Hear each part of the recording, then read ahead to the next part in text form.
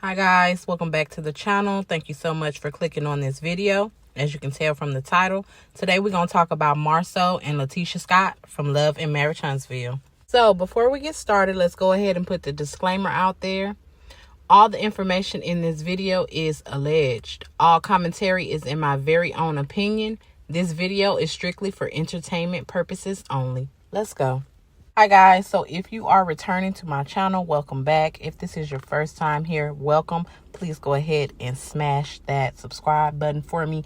And also when you're done here, go ahead and check out some more videos on my channel. And don't forget to like, comment, and subscribe. So before we get into the actual tea, you guys, we got to start off with some info that a lot of you already know by now. But I do have to go through this part because it gives us context on what we're actually here to talk about.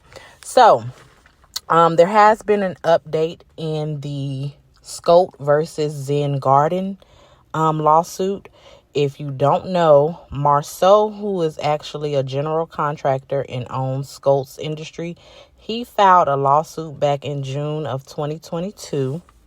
And he actually filed that lawsuit against Zen Gardens, who had hired him to complete some construction work. Marsau was seeking over $800,000 in damages. So as of January 25th, 2024, the case has actually been updated. Zen Gardens, who filed a motion on January 25th, 24, and in their motion, they requested leave to file a supplemental brief. So I'm not an expert, so I wanted to go look up exactly what a supplemental brief was. And according to Google, a supplemental brief is limited to new authorities, new legislation, and other matters that were not available at the time the parties' brief on merits was presented to the court. So basically, at the time, they did their open arguments and they started the case. This new information they were not aware of. And now that they have been made aware of this, they are attempting to introduce it into the case as basically like a supporting factor to their argument. And back in August of 2023, Scout's attorney actually filed a motion for a partial summary judgment. And basically what a partial summary judgment is, it's asking the judge to rule on part of the case, meaning Marsau thinks he's entitled to his contractor's fee. So he's asking the judge to award him his contractor's fee in a partial summary judgment, and everything else in the case, like for instance, Zen's countersuit, can still proceed and possibly go on to trial. And what Zen Garden's attorneys did is answer Gold is saying that we don't have the merits for our counterclaim, but not only we actually have Alabama law to back us up. And that's what they want to submit as their supplementary brief. They are claiming to have found an Alabama law.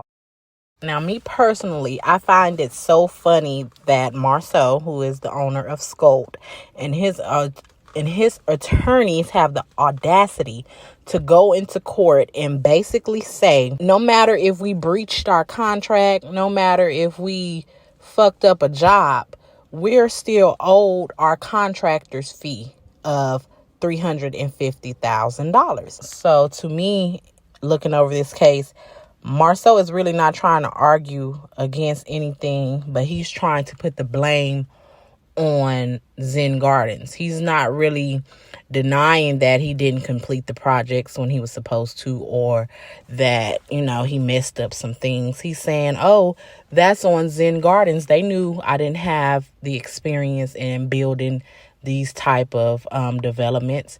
They should have did their due diligence and vetting me, so he's trying to put it back off on them. Now, Marsau actually signed the contract with Zen Gardens in February of 2020, and they got the notice to proceed in March of 2020. So now that we're caught up, it's actually a possibility that they could lose Blaque, you guys. Now, this is something I found just skimming through documents. Now, you guys, now that we have some context and we're up to date about the actual lawsuit and what's going on between Zen Gardens and Scoltz, now we can get to sipping on the tea that we're actually here for. I ran across some interesting information. There's some things called liquidated damages. So if the contractor, this is just me summarizing and basically putting stuff in my own words from how I understand it. And from what I gather is just in case the contractor causes damages, whether it be to delays or actual physical damages, they kind of have like this security blanket or this type of agreement that the owner or whoever hired the contractor can receive liquidated damages. In the contract, they had a liquidated damage amount of $1 million. So if Marsau caused any damages, owners in Gardens could then seek to get reimbursed for those damages to the tune of $1 million. Now, you guys, here's where things get interesting.